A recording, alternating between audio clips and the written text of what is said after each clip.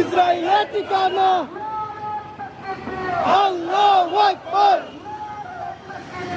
আল্লাহু আকবার free free Palestine free free ফিলিস্তিন ফিলিস্তিন জিন্দাবাদ জিন্দাবাদ ফিলিস্তিন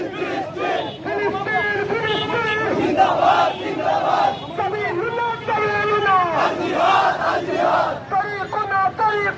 আল জিহাদ আল জিহাদ ইসরায়েলি পণ্য বয়কট বয়কট